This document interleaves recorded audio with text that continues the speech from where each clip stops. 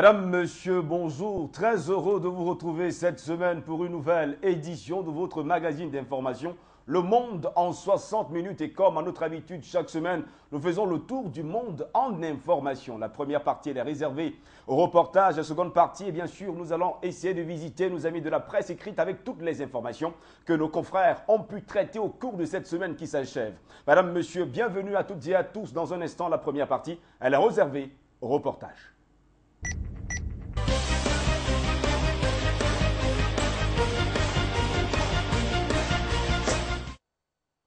La Cour pénale internationale, en abrégé CPI, mène une sorte de chasse raciale en ne poursuivant que des Africains, a affirmé lundi le président en exercice de l'Union africaine, le chef du gouvernement éthiopien, Al-Mariam Desalegn, après la clôture du sommet des chefs d'État de l'organisation à Addis Abeba. Lors de la création de la CPI, l'objectif était d'éviter toutes sortes d'impunité, mais désormais, le processus a dégénéré en une sorte de chasse raciale, a-t-il déclaré à l'issue d'un sommet qui a réclamé le transfert à la justice kenyane des poursuites engagées par la CPI contre les présidents et vice-présidents kenyans pour crimes contre l'humanité. Uhuru Kenyatta et William Ruto, élus respectivement en mars président et vice-président du Kenya, sont poursuivis par la Cour pénale internationale pour leur rôle présumé dans l'organisation des terribles violences ayant suivi le scrutin présidentiel de décembre 2007 au Kenya. Le procès d'Uhuru Kenyatta doit commencer le 9 juillet à La Haye, siège de la CPI. Celui de William Ruto aurait dû débuter ce mardi, mais a été reporté samedi. 99% des inculpés de la CPI sont africains. Cela montre donc que quelque chose est biaisé au sein du système de celle-ci et nous contestons cela, a poursuivi le Premier ministre éthiopien. Depuis sa création, la CPI a en fait inculpé une trentaine de personnes, tous des Africains, pour des crimes survenus dans 8 pays d'Afrique, à savoir la République démocratique du Congo, la Centrafrique, l'Ouganda, le Soudan, le Kenya, la Libye, la Côte d'Ivoire et le Mali. La CPI avait autorisé en 2010 le procureur à engager des poursuites en raison de l'inaction des autorités kenyanes en vue d'établir les principales responsabilités dans les violences post-électorales de fin 2007, début 2008. Plusieurs chefs d'État africains ont récemment accusé la CPI de cibler exclusivement des Africains, notamment le chef de l'État ougandais. Yoweri Museveni n'y est pas allé avec le dos de la cuillère pour critiquer ouvertement la CPI et les arrogantes puissances qui la téléguident. La CPI accuse aussi sans doute Laurent Gbagbo, chef d'État ivoirien, d'être coupable de crimes contre l'humanité. Il faut dire que 99% des inculpés de la CPI sont africains. L'Afrique serait-elle le seul berceau des crimes? Lorsqu'un Africain commet des meurtres, pour des Occidentaux, il serait assassiné encore terroriste. Et lorsqu'il s'agit d'un Occidental, auteur des meurtres, ce dernier aurait des troubles psychiques ou encore a été malmené et chosifié dans son enfance.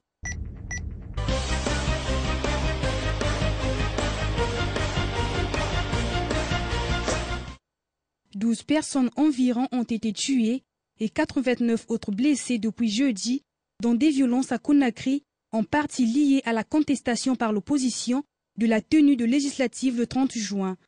Selon des sources hospitalières et sécuritaires, il y aurait 12 morts, dont 7 tués par balle, 26 hospitalisations, 63 autres blessés par jet de pierre et armes blanches, des destructions de biens publics et privés. La plupart de ces violences quasi quotidiennes depuis jeudi se sont déroulées dans des banlieues considérées comme des fiefs de l'opposition, tels que Kossa et Bambeto. En Guinée-Conakry, les divisions ethniques regroupent le plus souvent les Peuls, étant majoritairement dans l'opposition. Le jeudi 23 mai, des milliers de personnes avaient manifesté à Conakry à l'appel de l'opposition qui a organisé ces derniers mois plusieurs marches pour réclamer des élections législatives libres et transparentes, manifestations ayant le plus souvent dégénéré en violences meurtrières.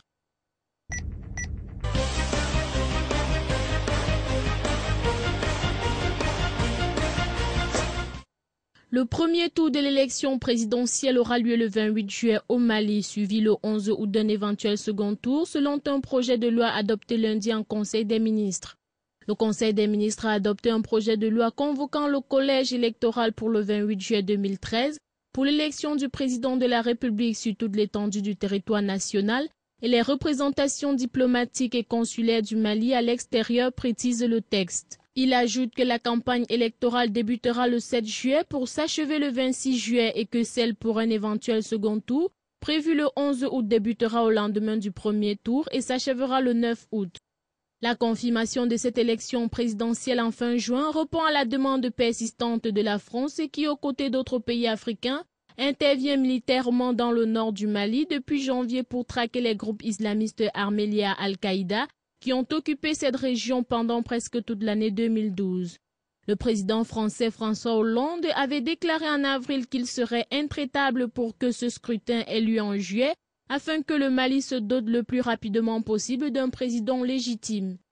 L'actuel chef de l'État par intérim Dioncounda Traoré a été désigné à la suite d'un coup d'État militaire qui avait renversé le 22 mars le président élu Amadou Toumani Touré et précipité la chute du nord du Mali aux mains des groupes djihadistes. L'annonce de cette date maintes fois avancée mais jamais officiellement confirmée intervient alors que le président burkinabé Blaise Compaoré, médiateur régional dans la crise malienne, a entamé lundi des discussions pour résoudre le problème de Kidal. Cette ville du nord du Mali est contrôlée par des groupes rebelles touaregs qui refusent jusqu'à maintenant la présence de l'armée et de l'administration malienne.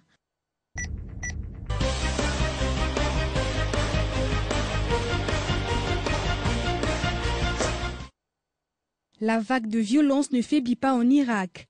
Les attentats perpétrés le lundi 27 mai à Bagdad et dans le nord du pays ont fait au moins 58 morts sur fond de tensions extrêmes entre sunnites et chiites.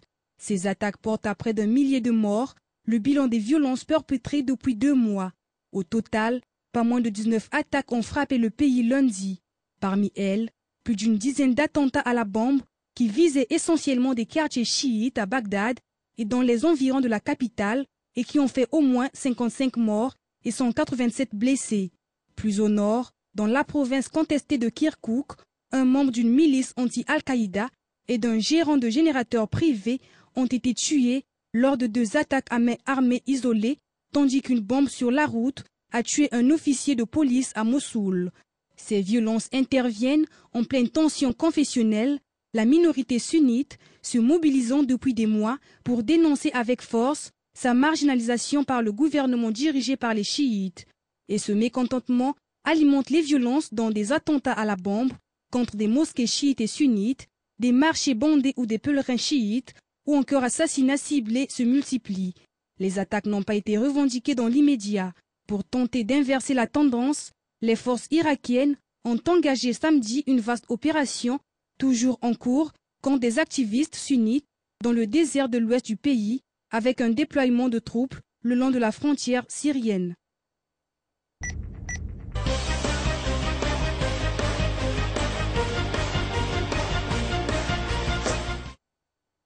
Jean-François Copé et François Fillon, soucieux d'éviter une nouvelle guerre des chefs qui serait désastreuse pour l'UMP, ont décidé lundi de soumettre aux militants la question d'un nouveau vote pour la présidence du parti. Ne doutons pas que leur réponse sera négative. Le président de l'UMP et l'ancien Premier ministre se sont rencontrés à l'Assemblée dans un esprit de consensus et un très bon climat. Ils ont décidé d'un commun accord de poser cette question aux militants dans la dernière semaine de juin lors d'une consultation prévue de longue date pour permettre aux adhérents de se prononcer sur les nouveaux statuts du parti qui prévoient notamment une primaire ouverte en 2016 en vue de la présidentielle de 2017. Une haute autorité provisoire sera également constituée sous la supervision d'Anne Levade, rapporteur général sur les statuts, pour veiller au bon déroulement du scrutin.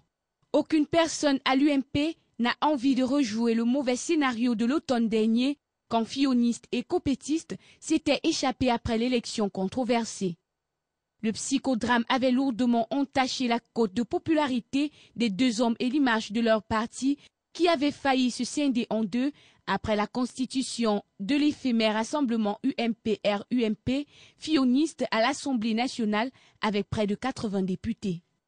Les 2 adversaires avaient néanmoins signé un armistice le 18 décembre, dont le premier point était la tenue d'une nouvelle élection à la présidence du parti, au plus tard avant la reprise de la session parlementaire ordinaire d'octobre 2013.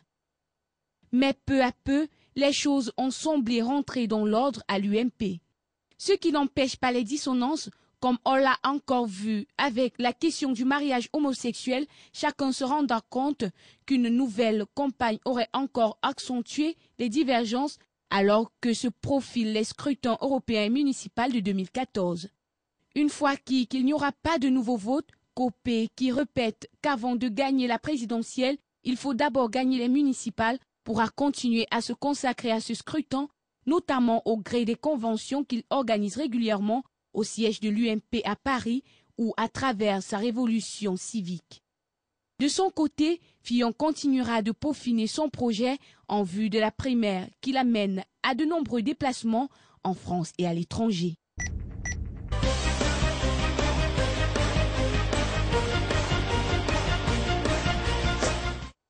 Le président colombien Juan Manuel Santos s'est à nouveau félicité du premier accord obtenu avec la guérilla des FARC, Forces armées révolutionnaires de Colombie, précisant qu'il conduirait à une réforme rurale intégrale au cours des prochaines années. Pour la première fois dans l'histoire du pays, le gouvernement et les FARC parviennent à un accord, a lancé Santos dans un discours prononcé lundi soir au palais présidentiel à Bogota, à l'occasion de l'intronisation du nouveau ministre de l'Agriculture, Francisco Estupinan. Les autorités colombiennes et la rébellion marxiste, qui mènent depuis 6 mois des négociations de paix décolonisées à Cuba, ont annoncé dimanche dernier s'être mis d'accord sur la question de la réforme agraire, à l'origine même de la création des FARC qui comptent quelques 8000 combattants après 49 ans d'existence. Afin de renverser les effets du conflit et empêcher qu'il ne se répète, il a été décidé de changer de manière radicale les conditions dans les champs à travers une réforme rurale intégrale, a affirmé le chef de l'État qui a détaillé le dispositif de l'accord en évoquant 4 piliers. Il prévoit ainsi la création d'un grand fonds de gestion des terres permettant d'en redistribuer aux paysans qui en sont dépourvus dans ce pays où la moitié des terrains agricoles sont aux mains d'à peine 1% de la population. Ce plan s'ajoute au programme de restitution de terrains dont les paysans ont été spoliés, entré en vigueur depuis 2 ans. En près d'un demi-siècle, le conflit qui a opposé des guérillas communistes et des milices paramilitaires d'extrême droite, officiellement démobilisées, a fait 600 000 morts et 15 000 disparus, mais aussi près de 4 millions de déplacés, notamment des paysans chassés de leurs terres.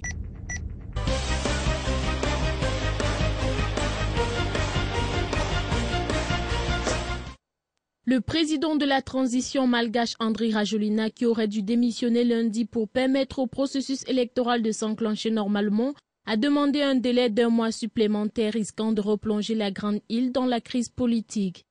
Il est encore impensable pour moi de démissionner, a déclaré Andry Rajoelina. Dans la lettre qu'il a fait porter à la Cour électorale spéciale, il a demandé un report d'1 mois. Selon la feuille de route approuvée par la communauté internationale et signée par la quasi-totalité des partis politiques malgaches en 2011, tous les candidats à l'élection présidentielle du 24 juillet occupant des fonctions de gouvernement auraient dû démissionner lundi dernier, mais à l'heure fixée par la loi, Rajoelina a fait porter sa missive à la Cour électorale spéciale. L'élection présidentielle doit permettre de ramener au pouvoir un président élu et de mettre fin au régime dit de transition en place depuis le renversement de Marc Ravalomanana par Andry Rajoelina en 2009.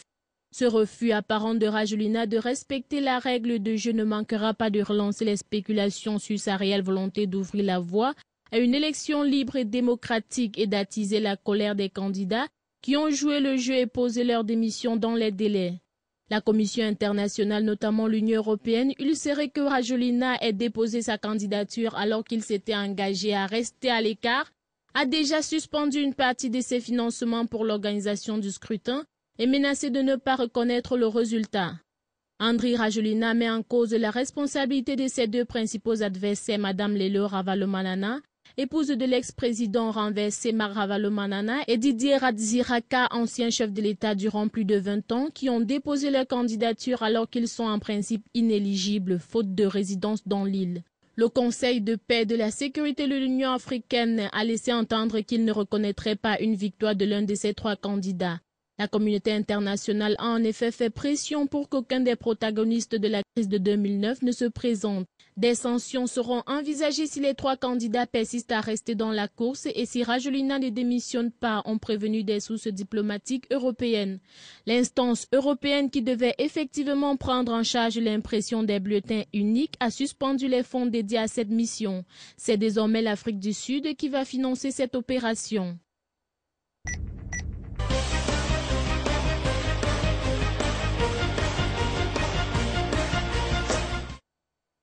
Les 27 pays membres de l'Union européenne sont finalement parvenus à s'entendre lundi soir à Bruxelles. Au terme d'une journée de négociations, les ministres des Affaires étrangères européens ont décidé de lever l'embargo sur les armes pour les rebelles syriens. Les ministres ont par ailleurs maintenu le reste de l'ensemble des sanctions prises depuis 2 ans contre le régime de Bachar al-Assad. Dans les faits, cependant, cette décision ne devrait rien changer pour les rebelles qui font face à l'offensive de l'armée syrienne, en particulier autour de la ville stratégique de Kousseir. Car les 27 se sont engagés à s'abstenir d'exporter des armes à ce stade et, en tout état de cause, à appliquer un certain nombre de critères stricts à d'éventuelles exportations futures, a expliqué le ministre luxembourgeois Jean Asselborn. Le ministre britannique William Hague, principal défenseur du texte, a ainsi précisé à l'issue de la réunion que la Grande-Bretagne n'envisageait pas dans l'immédiat de livrer des armes aux rebelles. Aucune arme ne devrait ainsi être livrée d'ici au 1er août, date avant laquelle les ministres ont prévu de réexaminer leur position. Ce délai devrait leur permettre de dresser un premier bilan à la conférence internationale Genève 2, prévue en juin à l'initiative des États-Unis et de la Russie. Prise à l'issue de plusieurs mois de débats au sein de l'Union européenne, cette décision satisfait la Grande-Bretagne et la France, les 2 seuls pays européens qui réclamaient la possibilité de fournir des armes aux forces de l'opposition modérée. L'Autriche, la Suède, les Pays-Bas ou la Belgique ont indiqué pour leur part n'avoir aucune intention d'armer les rebelles. La levée de l'embargo devrait en revanche être saluée par la coalition nationale de l'opposition syrienne. C'est le moment de la vérité que nous attendons depuis des mois. Oubliez les hommes politiques, pensez aux Syriens, avait lancé l'un des porte-parole Khaled al-Saleh à l'adresse des Européens. Le président français François Hollande a récemment expliqué que la levée de l'embargo allait permettre d'accroître la pression militaire qui fera qu'il n'y aura une solution politique en Syrie. Catherine Ashton, le chef de la diplomatie de l'Union européenne, a insisté sur le fait que la fourniture d'armes était destinée à la protection des civils. Elle sera en outre soumise à un certain nombre de conditions, notamment en termes de contrôle sur leurs destinataires, afin qu'elle ne puisse tomber entre les mains des groupes radicaux.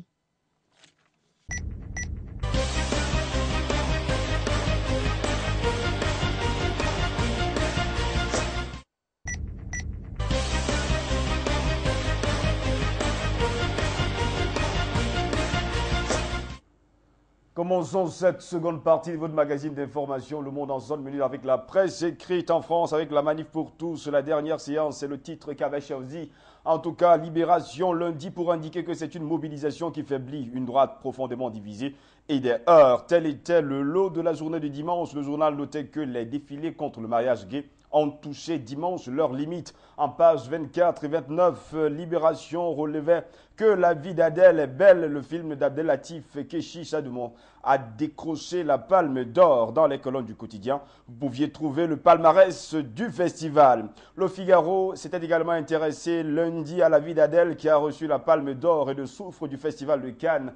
Information que vous deviez retrouver en tout cas en page 38, Génération Manif pour tous. C'est ce qu'on pouvait lire à la grande une du quotidien français qui nous apprenait qu'ils étaient plus d'1 million de manifestants selon les organisateurs, 150 000 selon la police. La mobilisation contre la loi Taubira n'a pas faibli, écrivait le journal qui soulignait que gauche et droite devront tirer les leçons de ce mouvement de protestation qui a rassemblé un nombre impressionnant de jeunes. La Croix nous ramenait une belle photo et nous assurait qu'ils sont toujours mobilisés. Selon le journal catholique, les opposants au mariage pour tous ont de nouveau manifesté dimanche en nombre malgré la promulgation de la loi et les craintes de débordement. Pour le quotidien français Le Monde, après le combat contre le mariage gay, la tentation néoconservatrice de la droite. En page 6, le journal notait que la mobilisation à Paris contre des changements de civilisation. Dans les articles de Stéphane Legard, pages 7 et 19, Le Monde parlait d'une église catholique intransigeante qui réinvestit la politique. L'enquête que vous deviez trouver en page 20 parlait de Christine Boutin, second rôle mais reine de la polémique sur Twitter. Dans la chronique de Florence Aubenas, on pouvait parler bien sûr de la peur de l'amende d'un maire de village du Nord. Et dans la page économique de Quotidien Le Monde, eh bien, le luxe était l'autre compétition à Cannes, selon le confrère. Les marques de luxe se précipitent sur la croisette et font tout pour que les stars s'affichent avec leurs robes et leurs diamants pendant le festival. La pluie a fait un heureux cette année. Renault, dont les voitures et pas la police, sont apparues sur toutes les photos, nous apprenait le journal français lundi dernier. Restons à Cannes avec le Nord, avec le film La vie d'Adèle qui a été tourné dans la région. C'est donc une palme d'or en or. Beau jeu de mots que rapportait le journal nordiste pour relever que 5 ans après Laurent Contet et Entre les murs, c'est de nouveau un réalisateur français, Abdelatif Kechiche, qui a décroché la palme d'or du 66e festival de Cannes. Il partageait ainsi ce trophée avec ses deux actrices, Léa Seydoux et Adèle Exarchopoulos, vedette de La vie d'Adèle, chapitres 1 et 2, majoritairement filmés dans la métropole lilloise. C'est pourquoi vous parlez bien sûr, ou alors vous voyez le titre à la grande une de La Voix du Nord, une palme d'or en or. Le journal de Bordeaux Rive Gauche n'a pas raté l'info ni la photo. Il titrait déjà la palme aux Français. Le quotidien soulignait qu'exceptionnellement, ils sont 3 lauréats pour cela, pour La vie d'Adèle, Abdelatif Kechiche, Adèle Exarchopoulos et Léa Seydoux. Bérénice Bejo a reçu, elle, le prix d'interprétation. Sujet repris par la Marseillaise qui parlait d'une palme pour 3. Le journal phocéen s'est également intéressé à son équipe de football Marseille, dont le Vélodrome fêtait déjà dimanche les 20 ans de la victoire en Ligue des Champions et qui a accueilli les vainqueurs de 93 avec la manière. Pour la dernière à domicile, les Olympiens de 2013 n'ont, eux, pas offert le bouquet final attendu face à Reims dimanche, 0 but partout. Le Festival de Cannes et la palme d'or décrochée par Abdelatif Kechiche a pris également les colonnes du journal de la capitale, le Parisien lundi, et qui nous offrait le palmarès de charme de cette 66e édition. À la grande une, le Parisien titrait La France coupée en deux, selon le quotidien. La nouvelle mobilisation contre le mariage pour tous a rencontré dimanche un vrai succès. Les Français s'y opposent à cette loi et ceux qui l'approuvent semblent irréconciliables, écrivait déjà le Parisien lundi dernier. La dépêche du midi nous apprenait que la droite est dans tous ses états. Le journal toulousain soulignait que depuis le départ de Nicolas Sarkozy, l'UMP peine à trouver son unité. En Haute-Garonne, la météo pesait bien sûr les marchés. Nous apprenait la dépêche du midi qui relevait que les températures récentes ou trop basses font grimper les prix des produits locaux sur les marchés haut-garonnais qui doivent s'approvisionner plus loin et à l'étranger. Les vendeurs conseillent d'acheter moins mais mieux.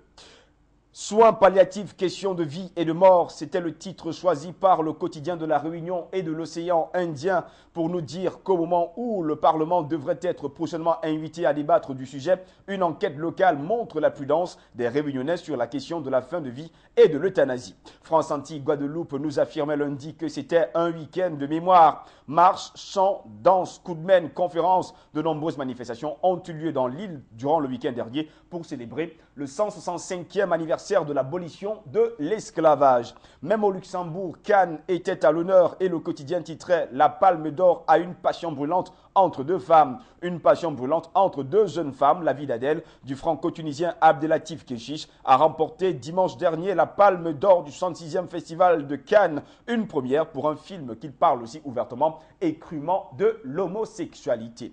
En Suisse, la Tribune de Genève nous apprenait qu'un homme de 37 ans a sauvagement été assassiné à Onex. La police a trouvé le corps d'un Suisse de 37 ans battu à mort dans un box du quartier tranquille de la Taille, près de Crécy. En Belgique, le soir, titrait communautaire, les élus flamands désunis. Une étude de la VUB et de l'UCL démolit le cliché d'un clivage purement nord-sud. C'était à lire en tout cas lundi dernier dans les colonnes du quotidien belge Le Soir. La Libre Belgique, qui s'était également intéressée à La vie d'Adèle, nous parlait du film du choc qui devient une palme choc. Le jury de Spielberg décerne sa palme au film d'Abdelatif Kechiche et à ses deux actrices. À la grande une, la Libre nous apprenait que les Belges choisiraient Di Ruppio pour 2014. Selon le baromètre politique, la Libre RTBF dédiée de livre qui a livré ses résultats dimanche, Di Ruppio est indétrônable un an avant les élections régionales et fédérales de 2014. À Montréal, le métro nous apprenait lundi que Rob Ford compte se faire réélire maire. Le maire de Toronto, Rob Ford, a déclaré dimanche, selon le confrère, dans son émission de radio hebdomadaire animée avec son frère Doug sur le réseau News Talk 1010, qu'il veut se faire réélire à la prochaine élection municipale en 2014. Le métro notait également le retour décevant pour Arrested Development. La 4e saison de la série culte n'est pas aussi hilarante qu'espérait. Bien sûr, les Montréalais relevaient le quotidien. Le grand gagnant du 66e Festival de Cannes est tout simplement Abdelatif Kechiche et ses 2 actrices. La vie d'Adèle a décroché ainsi la Palme d'Or à Cannes dimanche dernier, c'est à lire en tout cas dans les colonnes de tous les journaux que nous avons choisis pour vous lundi dernier.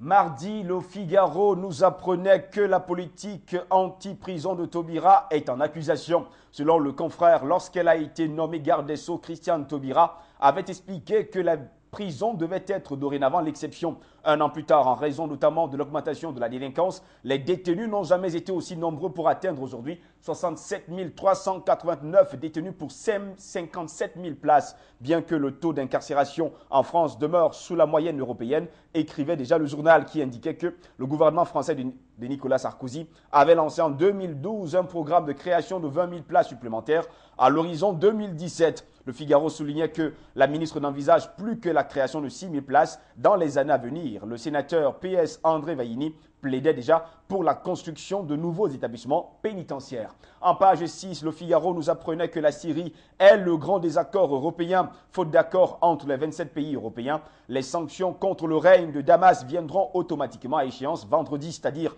depuis hier à minuit. Il suffira alors qu'une seule capitale de l'Union européenne s'oppose à un renouvellement pour que tombent toutes les pénalités infligées depuis 2011 et notamment l'interdiction des ventes d'armes. Le journal soulignait que Londres et Paris agitent cette menace pour convaincre les Européens d'armer la révolte anti-Assad. Laurent Fabius, qui recevait déjà lundi John Kerry et Sergei Lavrov, n'a évoqué ouvertement l'hypothèse d'un échec. Pour le monde, sur le front de Damas, la guerre chimique en Syrie. Clandestin durant 2 mois à Damas, les reporters du Monde de Jean-Philippe Rémy et Laurent Van der Stock étaient présents au moment d'attaque au gaz par l'armée de Bachar al-Assad. Nous apprenait déjà le journal mardi. De la 19e à la 21e page, et les informations en page 2, vous deviez trouver en tout cas le premier volet d'une série de 5 articles sur les fronts de la région de Damas. Portfolio, photos et vidéos. En tout cas, vous pouvez le trouver en tout cas sur le monde.fr.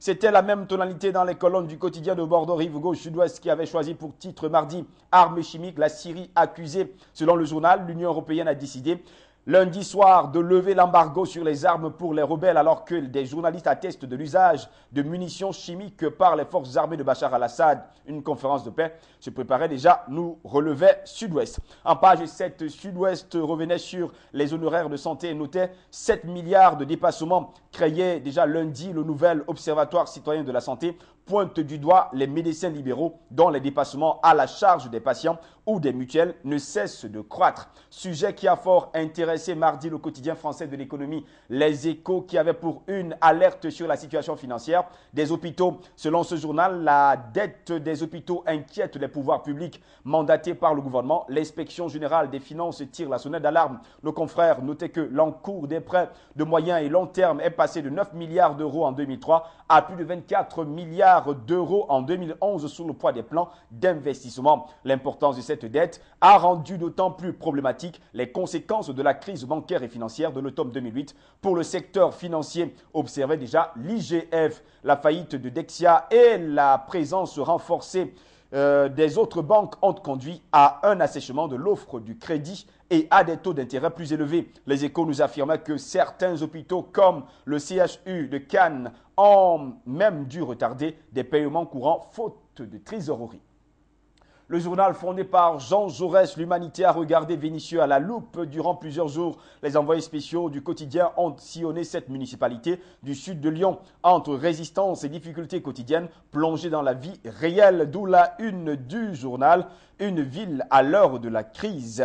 Entreprise, religion, mode d'emploi, pouvait-on lire à la une du quotidien Libération mardi, qui écrivait « Prière, menu adapté, les demandes confessionnelles au travail progressent, mais sont le plus souvent réglés sans heurts. Aujourd'hui en France, nous apprenait qu'après les attaques de Londres et de la Défense, les musulmans ont peur de l'amalgame. Le meurtre d'un soldat britannique tué par un fanatique et l'agression d'un militaire français à Paris inquiètent la très grande majorité des musulmans qui condamnent le terrorisme et refusent la radicalisation religieuse. En pages 18 et 19, aujourd'hui en France, revenait sur le retour d'enfer de Gaël Monfils. Après une année noire, Gaël Monfils a créé la sensation lundi à Roland-Garros en éliminant le numéro 6 mondial Thomas Berdych. La Marseillaise revenait sur l'évasion fiscale et le grand laxisme.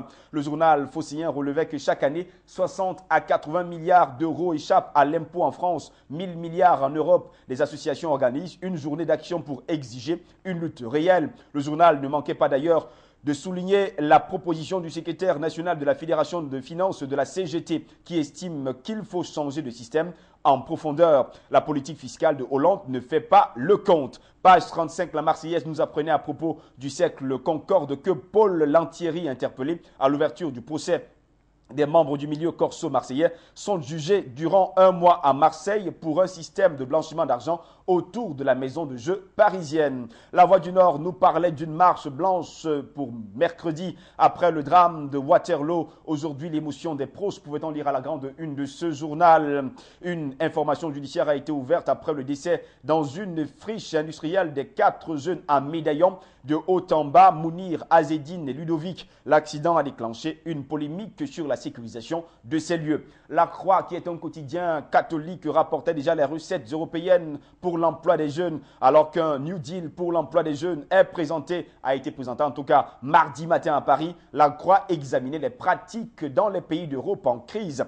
Pourquoi autant d'illettrés? C'est le titre choisi par le quotidien de la Réunion de l'océan Indien mardi, qui indiquait qu'en 2011, 2375 élèves de 18 ans ne savaient toujours pas lire lors de la journée de défense et citoyenneté. En 1956, c'était 52% de la population réunionnaise qui était confrontée à l'illettrisme. Aujourd'hui, ce sont 21% des personnes âgées de 16 à 55 ans ayant été scolarisées contre 9% en métropole qui sont aujourd'hui illettrés. Nous apprenons déjà le quotidien de la Réunion et de l'océan Indien dans sa parution de mardi dernier. À Martinique, France, Antilles a noté la guerre du ciel sur les prix et s'interrogeait 4 compagnies entre Paris et les Antilles. Est-ce viable à long terme? À cette question, le journal soulignait que la période creuse qui s'annonce pourrait être déterminante pour la pérennité des offres des opérateurs. Au Luxembourg, le quotidien indiquait que les JPEE, les jeux sont bien partis. Les 15e JPEE ont démarré de belle manière. Une jolie cérémonie, de l'ambiance, des tribunes bien remplies et du beau temps. C'était donc parti pour 5 jours de compétition. En Suisse, la tribune de Genève indiquait, comme plusieurs journaux et quotidiens, que l'Union européenne lève l'embargo sur les armes pour les rebelles. Les chefs des affaires étrangères ont décidé à Bruxelles de lever l'embargo sur les armes pour les rebelles syriens, malgré l'initiative de paix russo-américaine. Même son de cloche à la une du quotidien belge Le Soir qui parlait de riposte contre les gaz toxiques. Le journal belge relevait les grandes manœuvres diplomatiques entre Américains et Russes à Paris. À Bruxelles, l'Europe a conclu son marathon à minuit. À Montréal, Gina Carano a pris quelques colonnes du quotidien Le Métro. Mardi, rapide et dangereuse, l'actrice de Fast and Furious 6 décrit son entraînement intensif. La grande une était consacrée à l'arrestation d'Arthur Porter au Panama. Selon le journal, l'ex-directeur général du CUSM, le docteur Arthur Porter et son épouse Pamela Porter ont été arrêtés lundi par les autorités du Panama, a confirmé le commissaire de l'unité permanente anticorruption, en abrégé UPAC, Robert Lafrenière, à nos confrères du quotidien Le Métro. C'était dans sa parution de mardi dernier.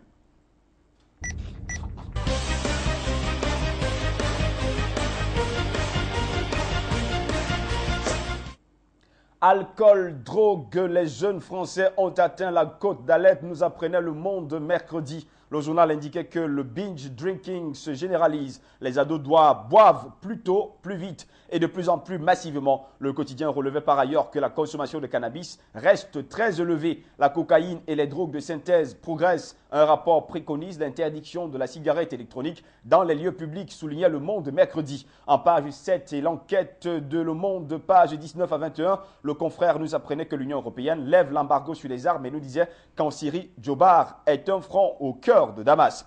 À Damas, justement, entre guerre et vie, c'était le titre choisi par le quotidien catholique La Croix pour indiquer à ses lecteurs que son envoyé spécial dans la capitale syrienne raconte comment les habitants tentent de vivre avec un conflit qu'ils souhaitent voir s'achever au plus vite.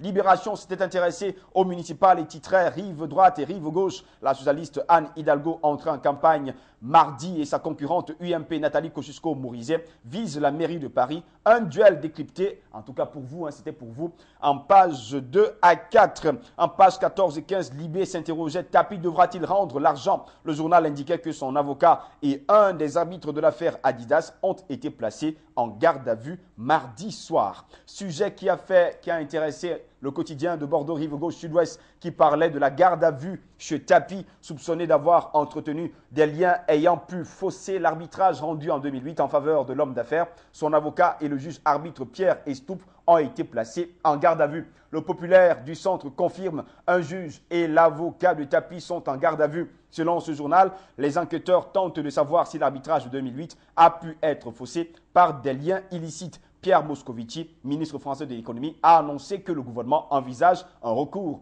En page 11, le populaire du centre relevait que le périscolaire donne le rythme. La ville de Limoges passe à la semaine de 4 jours et demi dès la rentrée de septembre prochain. Un choix assumé en cohérence avec sa politique de l'enfance. Le Figaro s'était également intéressé à ces professeurs qui veulent imposer la théorie du genre à l'école. Selon le quotidien, le SNUIPP, principal syndicat d'enseignants du premier degré, a mis à la disposition des enseignants un rapport qui remet sur le devant de la scène la théorie du genre. Cette approche, comme le relevaient nos confrères, veut substituer aux différences sexuelles de la biologie le concept de genre qui prétend démontrer que les différences entre les hommes et les femmes ne sont que des contractions sociales. Le ministre français de l'Éducation, Vincent Payon, a indiqué qu'il imposerait un module sur l'égalité garçon-fille dans la formation des enseignants. En page 29, le Figaro nous apprenait que Bernadette Chirac, la femme de l'autre souhaite NKM à Paris et Sarkozy à l'Élysée. Dans un entretien au Figaro mercredi, l'épouse de Jacques Chirac, qui fut maire de Paris pendant 18 ans, apportait déjà un soutien sans faille à Nathalie Kosciusko-Morizet pour les municipales de 2014.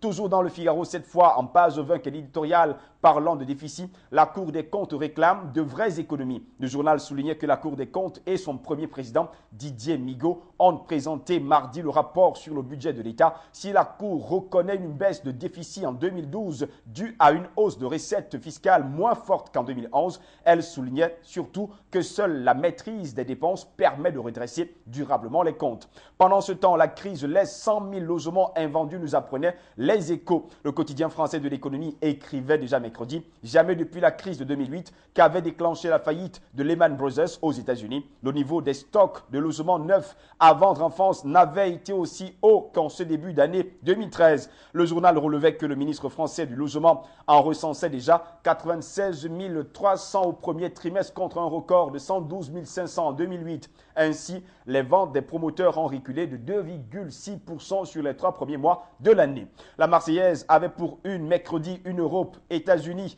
un marché de dupes. En accord avec le président Obama, le journal notait que la Commission européenne se prononçait déjà pour l'ouverture de négociations pour un accord de libre-échange. Il aurait toutefois des conséquences désastreuses pour le modèle social et culturel, relevait le quotidien phocéen. En pages 2 et 3, le point de vue du député européen honoraire Francis Wörth qui décryptait déjà les enjeux de ce projet. C'est l'arrêt de mort de toute ambition européenne, a-t-il dit à nos confrères. Haribo, c'est pas beau pour la vie, pouvait-on lire à la grande une du journal fondé par Jean Jaurès, L'Humanité, qui notait que Sylvain L, Djilali Z et Jimmy M portent plainte. Ces travailleurs intérimaires, photo à la une du journal, qui sont dans le Gard, dénoncent leurs 500 contrats à la semaine imposés par l'entreprise. et la vie en miettes qui les accompagne. Ils réclament des CDI au cœur de l'affaire. Le reportage, vous pouvez le trouver en page 2 du quotidien. Qatar, Russie, les milliards qui arbitrent le foot français, titrait déjà le quotidien de la capitale, Le Parisien mercredi, qui indiquait que Monaco et le Paris Saint-Germain appartiennent à deux mastodontes financiers capables d'injecter des centaines de millions d'euros. Les autres clubs qui ne peuvent pas s'aligner sont aujourd'hui déstabilisés. Le quotidien du sport et de l'automobile, l'équipe revenait sur le cas Tony Parker après avoir livré son meilleur match de la saison. Tony Parker aujourd'hui âgé de 31 ans, retrouve la finale NBA 6 ans après le dernier de ses 3 titres. De la 4e à la 9e page, l'équipe revenait également sur l'énigme Monfils. Gaël Monfils qui affrontait déjà Leighton Gulbis et qui a gagné d'ailleurs au second tour de Roland Garros est un mystère insaisissable. Son entourage livrait déjà quelques clés à nos confrères du quotidien de l'automobile et surtout du sport. Le quotidien de la Réunion et de l'océan Indien rapportait un élagage mortel de Saint-Pierre. Le journal, il faut le dire, racontait déjà que mardi, un homme s'est retrouvé coincé dans un arbre qu'il élaguait. Il est mort avant l'arrivée des secours. Le drame s'est produit à la ravine des Cabris à Saint-Pierre, notait le journal réunionnais. Des professionnels estimaient que si la victime avait été formée, elle serait encore en vie. Pilule contraceptive, pas de panique, c'est le titre choisi mercredi par le quotidien guadeloupéen France Antilles qui souligne que fin 2012, les pilules contraceptives de 3e et 4e génération jugées dangereuses avaient suscité une vive polémique en Guadeloupe. 6 mois plus tard, on observe une baisse des ventes de ces pilules. Témoignages, analyses, repères. Eh bien, c'était en page 3 du quotidien guadeloupéen France Antilles dans sa parution de mercredi 29 mai 2013. Au Luxembourg, le quotidien nous apprenait que le niveau de vie au Grand-Duché est parmi les plus élevés en Europe. Le Luxembourg reste l'un des pays où les conditions de vie sont parmi les plus élevées en Europe, selon une enquête publiée mardi par l'Office fédéral suisse qui met en lumière de fortes disparités sur le vieux continent. En Suisse, justement, la Tribune de Genève nous apprenait que Redouane Faïd a été arrêté en Seine-et-Marne. Cette interpellation intervient un peu plus de 6 semaines après son évasion spectaculaire de la maison d'arrêt de Ségudin dans le Nord. Le journal rappelle que Redouane Faïd s'était évadé le 13 avril dernier à l'aide d'explosifs et après avoir brièvement pris en otage 4 membres du personnel pénitentiaire. Par la suite relâché sain et sauf, il a été retrouvé en compagnie d'un complice de cavale. En Belgique, dernière heure nous faisait savoir mercredi que la villa de Baudouin et Fabiola crée la polémique selon le journal. La villa Atrista, maison de vacances du roi Baudouin et de la reine Fabiola, située à Motul en Espagne, a été placée sous la propriété d'une fondation espagnole pour faire bénéficier les neveux de la reine Fabiola du site sans qu'ils aient à payer des droits de succession colossaux, révélait déjà un article du Soir Magazine qui a paru jeudi et que rapportait dernière heure mercredi et qui notait que le principe est toujours aussi légal aujourd'hui. À Montréal, le MTQ est mêlé à la collusion, nous apprenait déjà le métro. Selon la commission Charbonneau, la collusion dans l'asphalte n'était pas limitée à Laval et à Montréal. Elle a affecté les municipalités de la rive sud et les lucratifs contrats du ministère des Transports du Québec, en abrégé MTQ, a affirmé déjà mardi Gilles Théberge à nos confrères qui concluait ainsi son témoignage. C'était à lire en tout cas dans les colonnes du quotidien montréalais Le Métro.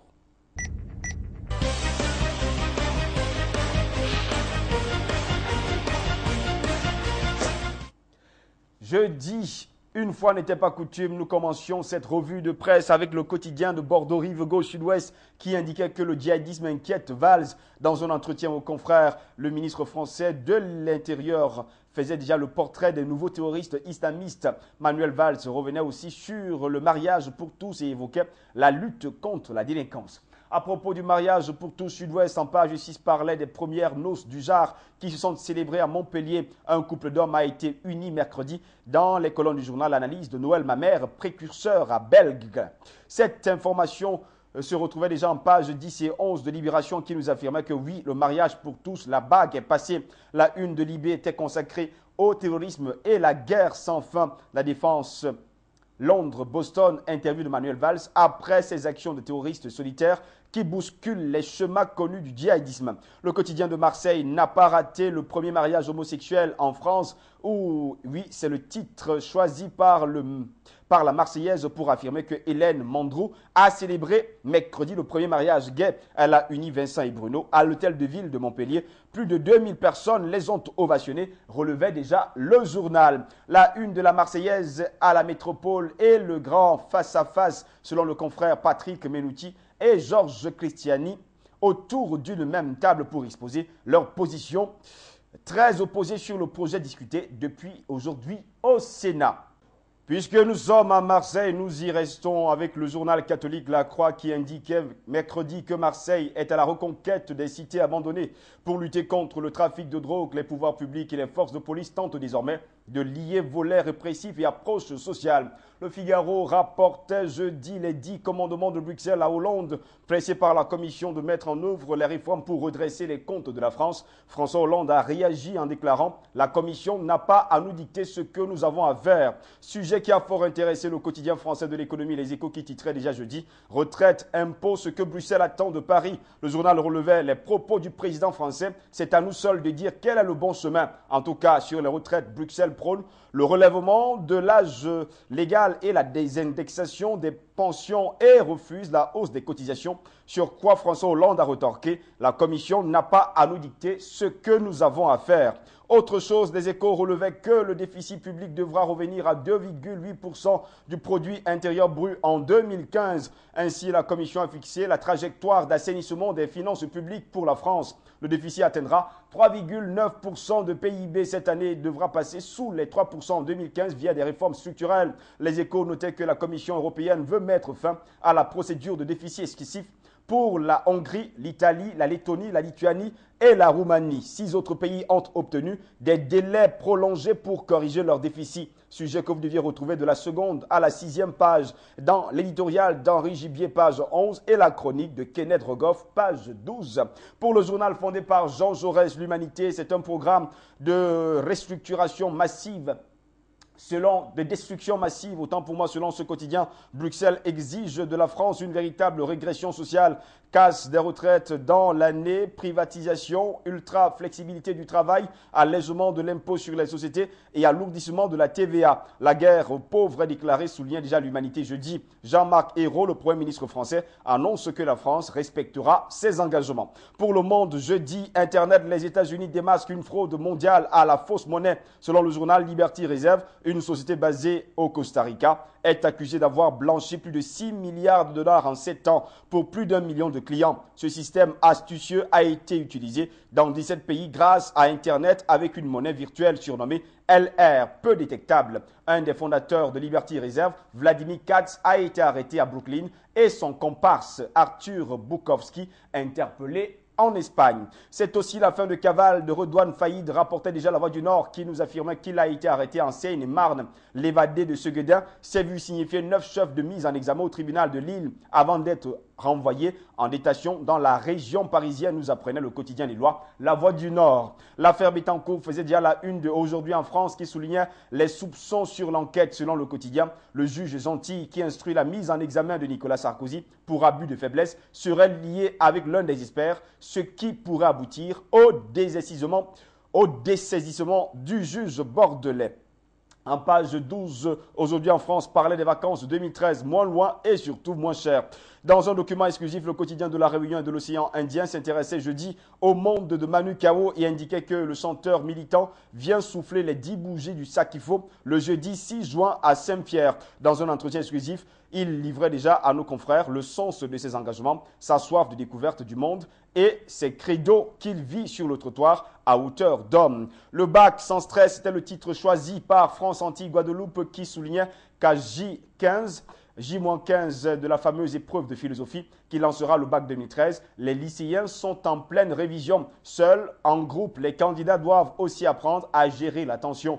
Toutes les astuces pour aborder l'examen sans angoisse, en fait, vous pouviez les trouver en page 4 du journal guadeloupéen France Antilles. Au Luxembourg, le quotidien affirmait, parlant de l'OCDE, que l'Autriche et le Luxembourg signent un accord de coopération fiscale. 12 pays, dont l'Autriche et le Luxembourg, ont signé ou se sont engagés à signer un accord de coopération fiscale qualifié d'historique par l'OCDE partenaire de cet accord, a indiqué mercredi déjà un communiqué de l'organisation que le journal luxembourgeois a eu connaissance. En Suisse, la tribune de Genève revenait sur les échauffourées à Lausanne après le match LS Servette FC. Le journal nous disait que les joueurs en sont venus aux mains à la Pontaise et au centre-ville après la victoire de Lausanne Sport face à Servette. En Belgique, la Libre indiquait que l'Europe invite la Belgique à se moderniser rapidement. La Commission épingle son système d'indexation de pensions, la hauteur des prix de l'énergie et la lenteur de son Internet. À propos justement d'Internet, la Libre s'intéressait et s'interrogeait également que vaut notre vie privée à l'heure du web.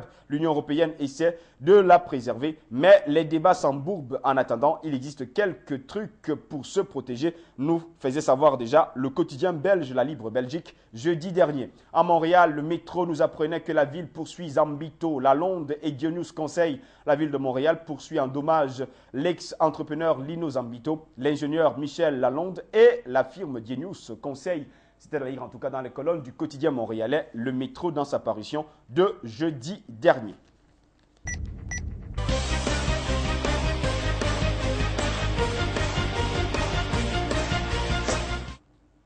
Vendredi, affaire Tapi qui a truqué le match. C'était la grande interrogation à la une de Libération qui indiquait qu'après la mise en examen du haut magistrat Pierre Estou pour escroquerie en bande organisée, se pose désormais à nouveau le rôle de la Sarkozy dans l'arbitrage en faveur de l'homme d'affaires. Sujet qui a intéressé le journal fondé par Jean Jaurès, l'Humanité, qui titrait déjà « Le très cher ami Sarkozy, l'arbitrage à 403 millions d'euros prend la dimension d'un scandale d'État », nous apprenait le journal fondé par Jean Jaurès. En page 4 du même quotidien, en métropole, c'est la fronde des élus contre le projet de loi de décentralisation en examen au Sénat du côté de la France. Même tonalité à la une de la Marseillaise qui nous affirmait qu'il ne lâche rien. Selon le confrère, plus de 200 sénateurs, maîtres et élus des Bouches-du-Rhône ont manifesté jeudi à Paris alors que le Sénat ouvrait le débat sur le projet de loi concernant la métropole. En page 6 du même journal, la Marseillaise parlait du lycée et des options artistiques menacées à la rentrée. La décision de la direction régionale des affaires culturelles de ne plus subventionner les options facultatives pourrait les faire disparaître,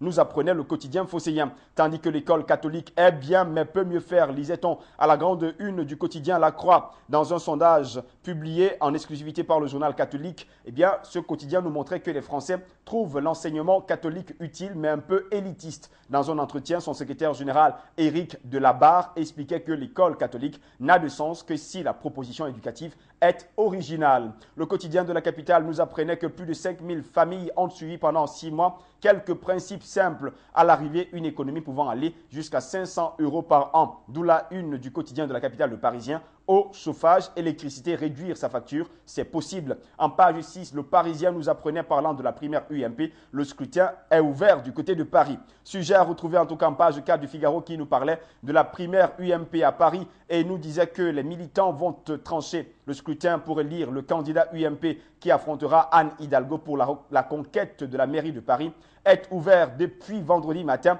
à 8 h. Si Nathalie Kosciusko-Morizet garde confiance dans ses chances de victoire, la rude campagne face à ses 3 adversaires pourrait laisser des traces, soulignait déjà le Figaro vendredi. Ultra favorite dans les sondages, NKM n'est plus sûr d'être désigné dès le premier tour. Les opposants au mariage gay ayant décidé de la boycotter après son abstention sur la loi Taubira. Le Figaro nous disait à la grande une pourquoi Hollande est le seul à croire à la baisse du chômage. Selon le journal, le nombre de demandeurs d'emploi s'est accru en avril de 39 800 personnes pour atteindre le chiffre record de 3,2 millions. Aucun économiste ne voit d'amélioration d'ici à 2014, contrairement au chef de l'État français François Hollande. Pour le Monde, Hollande brandit la souveraineté de la France face aux demandes de Bruxelles. Le quotidien indique que le chef de l'État français craint d'apparaître assujetti à la Commission européenne en 7 ans d'euroscepticisme.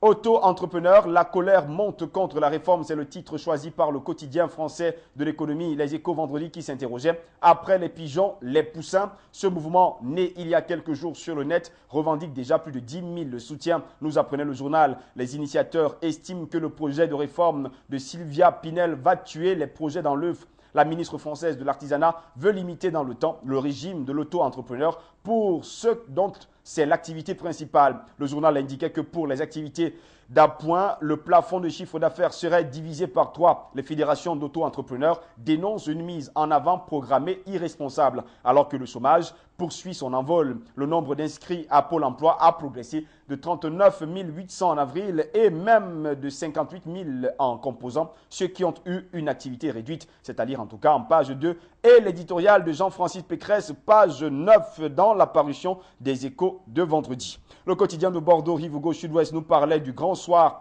des Girondins face à Évian-Thonon-Gaillard. Au Stade de France, le journal relevait que les Bordelais auront à cœur de renouveler l'exploit de 1987 qui les qualifierait en Ligue Europa. C'est une coupe bien fraîche pour le quotidien du sport et de l'automobile. L'équipe, la 95e finale de la Coupe de France, proposait une affiche inédite entre les Girondins, vénérable institution du football français, soucieuse de redorer son blason, et l'Évian-Thonon-Gaillard, un club jeune et hétéroclite, capable d'étonnants coups d'éclat, écrivait déjà l'équipe vendredi. L'équipe nous apprenait déjà que Leonardo Trinque, le Paris Saint-Germain, titube.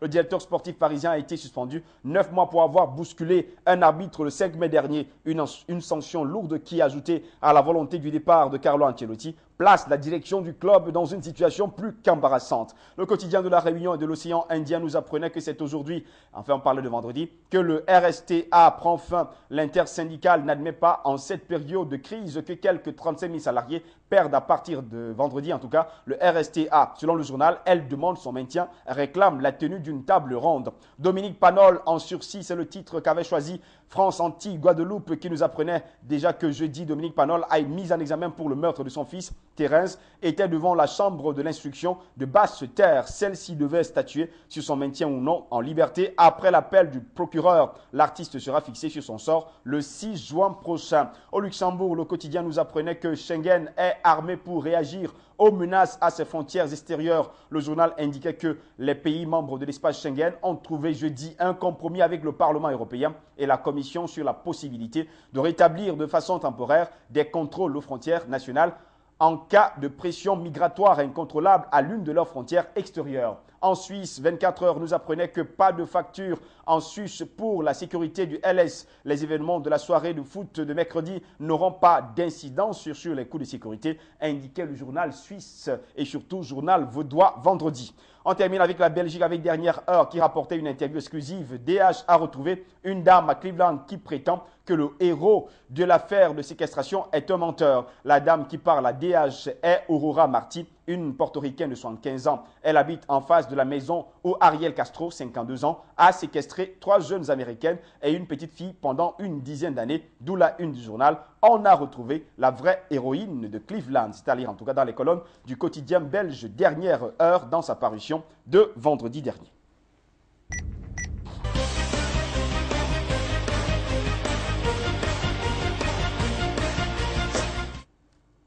Voilà, madame, monsieur, c'est ici que s'achève cette autre édition de votre magazine d'information Le Monde en 60 minutes. Au plaisir de vous retrouver la semaine prochaine pour une nouvelle édition. Restez sur Afrique Média. L'information est en continu sur notre chaîne. Bon week-end à toutes et à tous et surtout, au revoir.